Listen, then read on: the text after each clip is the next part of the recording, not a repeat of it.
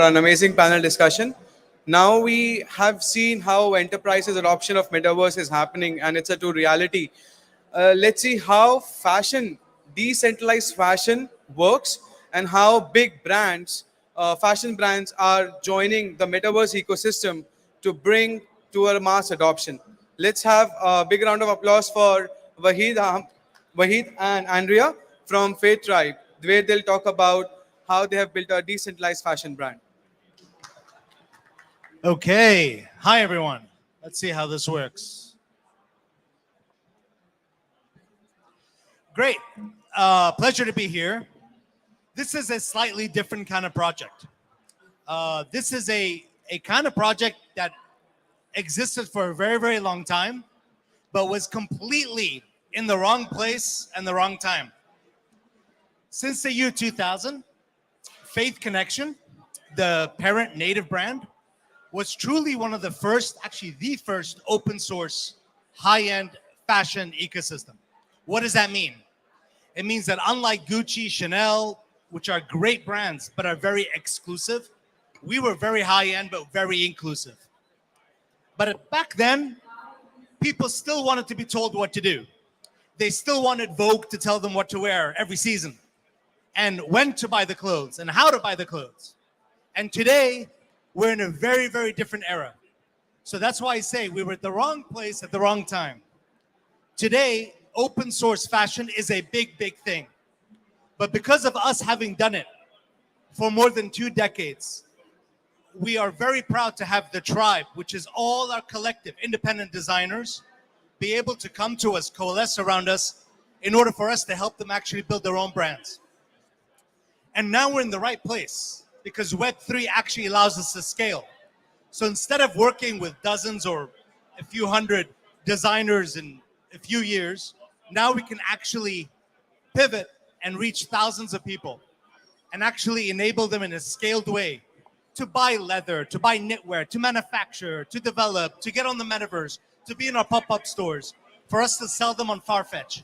Now we're actually able, in a very skilled way through Web3, to be able to do what we've been doing for 2 decades, but in a far more meaningful way. We have a very long history of collaboration. A lot of people say, you know, authenticity. I don't know what's going on here.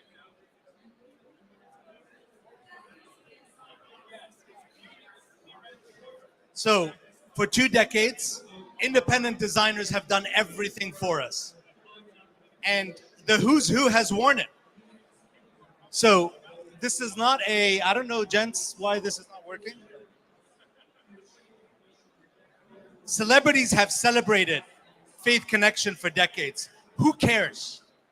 This is not about boasting about Faith Connection, because every single one of these items was actually created in part by an independent artist.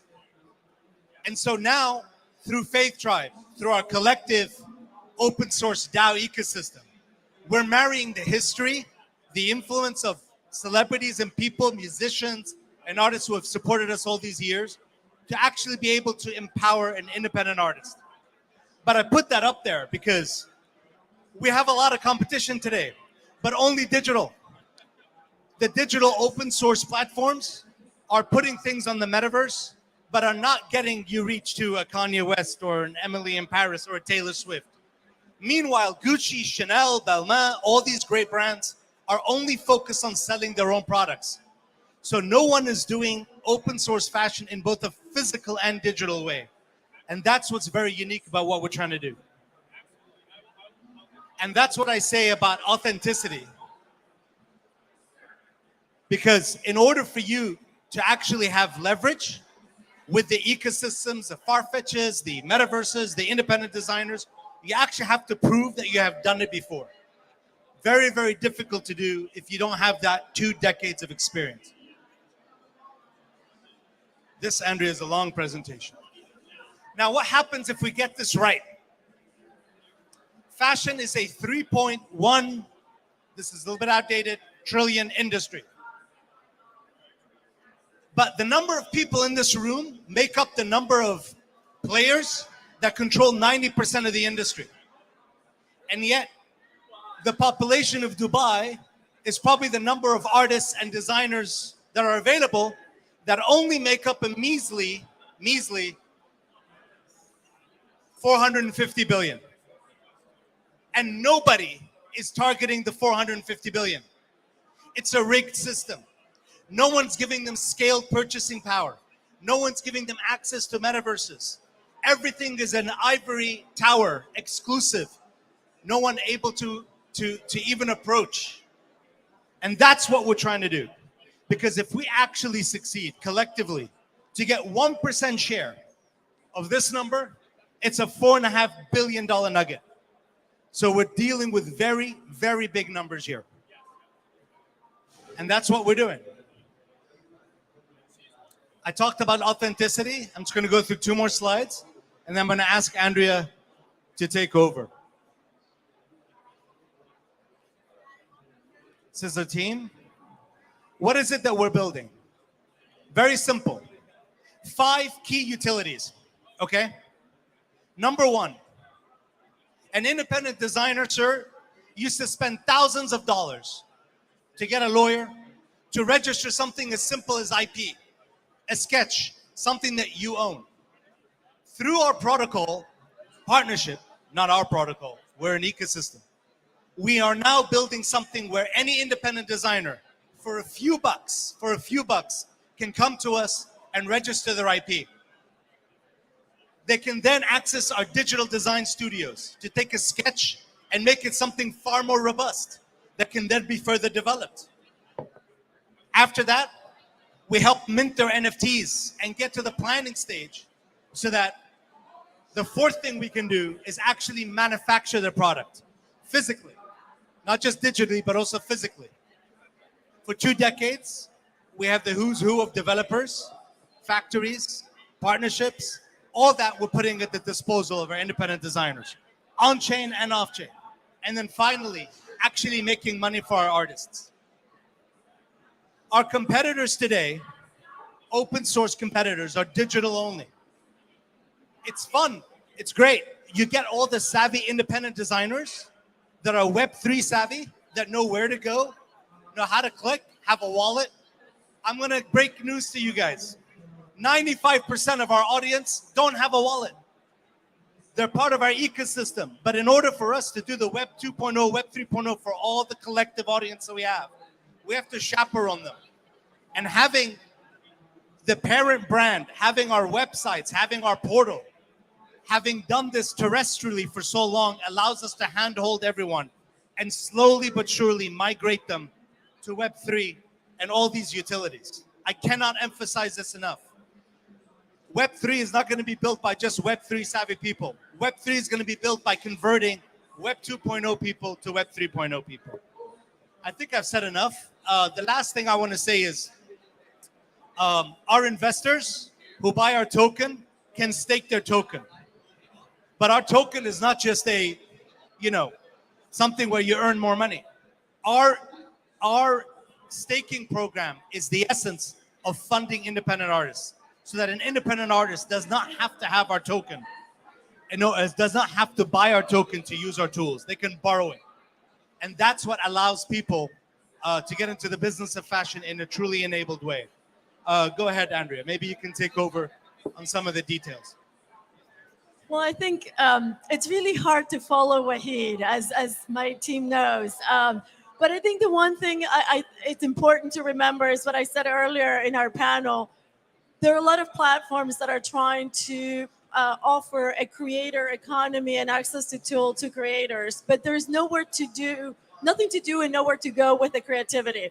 So if you are an independent designer looking to create a collection and collaborate and make your way to a Paris fashion runway, it's really very difficult to connect the dots from A to Z. So what we're trying to create with our platform is 3 different things. One is providing access to the tools. 2 years ago, we were talking in the fashion industry about digital tools, and they were very, very expensive. Even our own store, which we're showing in our screen in our booth in Decentraland from last year, was very expensive compared to the cost of building that today. We are making all the best-in-class tools available to our community at the lowest possible price. So think of Shopify, think of GoDaddy. Before GoDaddy, we didn't know how to make affordable websites. The second thing we're doing is creating a community. And this is the matchmaking tool. And this is the Airbnb or Match.com approach.